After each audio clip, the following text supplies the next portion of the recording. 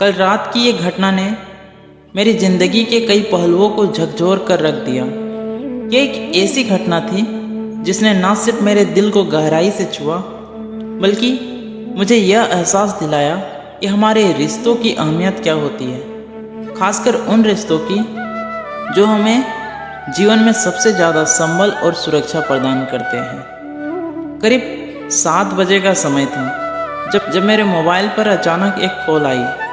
Phone उठाते ही दूसरी ओर से किसी के रोने की आवाज़ सुनाई दी। मैं तुरंत सतर्क हो गया और शांत कराने की कोशिश करते हुए पूछा, भाभी जी, आखिर हुआ क्या है? भाभी जी की आवाज़ में घबराहट थी। उन्होंने बस यही कहा, आप कहाँ हैं और कितनी देर में यहाँ आ सकते हैं? मैंने उन्हें बार बार पूछा, आपको क्या परेशानी है? भाई साहब कहाँ हैं? माता जी कहाँ हैं? लेकिन उधर से बार बार बस यही जवाब मिलता, आप जल्दी से आ जाइए। आवाज़ में घबराहट और असहायता थी। मैंने तुरंत जाने का निर्णय लिया, लेकिन 1 घंटा लगने का आश्वासन देकर वहाँ पहुँचा। जब मैं उनके घर पहुँचा तो देखा कि मेरे मित्र, जो कि एक जज है, अपने घर के एक कोने में चुपचाप बैठे हुए हैं। भाभी जी रो रो कर बेहाल थी। उनका 12 साल का बेटा भी बेहद परेशान नजर आ रहा था और 9 साल की बेटी के चेहरे पर चिंता के बादल छाए हुए थे। मैंने तुरंत भाई साहब से पूछा, आखिर क्या बात है? लेकिन उन्होंने कोई जवाब नहीं दिया। तभी भाभी जी ने सामने कुछ कागजात रखे और रोते हुए कहा, देखिए, ये तलाक के पेपर हैं। ये कोर्ट से तैयार करवा के लाए हैं और मुझे तलाक देना चाहते हैं। मैंने हैरानी से पूछा, यह कैसे हो सकता है? इतनी अच्छी फैमिली है, 2 बच्चे हैं, सब कुछ सेटल्ड है, ये मजाक तो नहीं? लेकिन जब मैंने बच्चों से उनकी दादी के बारे में पूछा तो बच्चों ने बताया कि पापा ने उन्हें 3 दिन पहले नोएडा के वृद्धाश्रम में शिफ्ट कर दिया है। मैंने तुरंत स्थिति को समझने की कोशिश की और भाई साहब से बात करने का प्रयास किया। मैंने नौकर से कहा, मुझे और भाई साहब को चाय पिलाओ। चाय आई, लेकिन भाई साहब ने चाय पीने से इनकार कर दिया। कुछ ही देर में वे मासूम बच्चे की तरफ फूट फूट कर रोने लगे और बोले, मैंने 3 दिन से कुछ भी नहीं खाया है। मैं अपनी 61 साल की माँ को कुछ लोगों के हवाले करके आया हूँ। उन्होंने रुंधे हुए गले से बताया कि पिछले साल से उनके घर में माँ के लिए इतनी मुसीबतें हो गई थी कि भाभी जी ने साफ कर दिया था कि वे उनकी देखभाल नहीं कर सकती। बच्चे भी उनसे बात नहीं करते थे, नौकर तक अपनी मनमानी करने लगे थे। माँ रोज़ मेरे कोर्ट से लौटने के बाद रोती थी। उन्होंने बताया कि एक दिन माँ ने कहा, बेटा तू मुझे ओल्ड एज होम में शिफ्ट कर दे। मैंने बहुत कोशिश की पूरी फैमिली को समझाने की, लेकिन कोई माँ से सीधे मुंह बात नहीं करता था। भाई साहब ने दर्द भरे लफ्ज़ों में बताया, जब मैं 2 साल का था तब पापा की मृत्यु हो गई थी। माँ ने दूसरों के घरों में काम करके मुझे पढ़ाया और इस काबिल बनाया कि आज मैं एक जज हूँ। लोग बताते हैं कि माँ कभी दूसरों के घर में काम करते वक्त भी मुझे अकेला नहीं छोड़ती थी। उस माँ को मैं ओल्ड एज होम में शिफ्ट करके आया हूँ। पिछले 3 दिनों से मैं अपनी माँ के लिए एक एक दुख को याद करके तड़प रहा हूँ, जो उसने केवल मेरे लिए उठाए थे।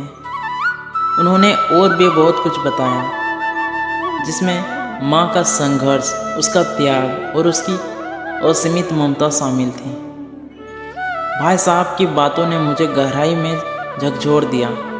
वे लगातार रो रहे थे और बार बार कह रहे थे, जब ऐसी माँ के हम नहीं हो सके तो हम अपनी बीवी और बच्चों के क्या होंगे? हम जिनके शरीर के टुकड़े हैं, आज हम उनको ऐसे लोगों के हवाले कर आए हैं जो उनकी आदत, उनकी बीमारी, उनके बारे में कुछ नहीं जानते हैं। रात के 12:30 बज गए थे और मैं भाभी जी के चेहरे पर प्रायश्चित और ग्लानि के भाव देख सकता था। मैंने ड्राइवर से कहा, हम लोग अभी नोएडा जाएंगे। हम सभी लोग नोएडा के वृद्धाश्रम पहुंच गए। बहुत ज़्यादा रिक्वेस्ट करने पर गेट खोला गया। भाई साहब ने गेट कीपर के पैर पकड़ लिए और कहा, मेरी माँ है, मैं उसे लेने आया हूँ।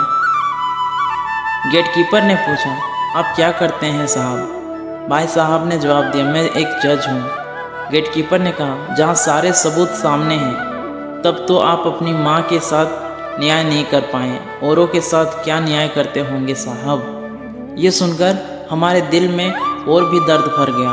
गेटकीपर अंदर गया और एक महिला वार्डन आई। उन्होंने बड़े कतार शब्दों में कहा, रात के 2 बजे आप लोग माँ को ले जाकर कहीं मार देंगे क्या?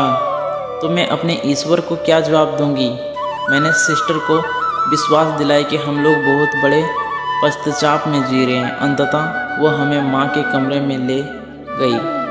कमरे में जो दृश्य था उसे शब्दों में बयां करना बहुत मुश्किल है। माँ के बगल में एक फ़ोटो थी जिसमें पूरी फैमिली थी और माँ ने उसे ऐसे सहज रखा था जैसे वो उसकी आखिरी पूंजी हो। जब हमने माँ को बताया कि हम लोग उन्हें लेने आए हैं तो पूरी फैमिली एक दूसरे को पकड़कर रोने लगी। आसपास के अन्य बुजुर्ग भी जाग गए थे और उनकी आंखें भी नम थीं। कुछ समय बाद चलने की तैयारी हुई तो पूरे आश्रम के लोग हमें विदा देने बाहर तक आए। रास्ते में भाई साहब और माताजी अपने पुराने रिश्ते की गर्मी को फिर से महसूस कर रहे थे। घर पहुंचते पहुंचते करीब 3:45 हो गए हैं। भाभी जी अब समझ चुकी थी कि परिवार की खुशियों की असली चाबी कहाँ है। मैं वापस चल पड़ा, लेकिन रास्ते भर वो सारे दृश्य मेरे आंखों के सामने घूमते रहे। माँ केवल माँ है, उसे मरने से पहले मत मारो। माँ हमारी ताकत है, उसे बेसहारा ना होने दे। अगर वो कमज़ोर हो गई तो हमारी संस्कृति की रीढ़ कमज़ोर हो जाएगी।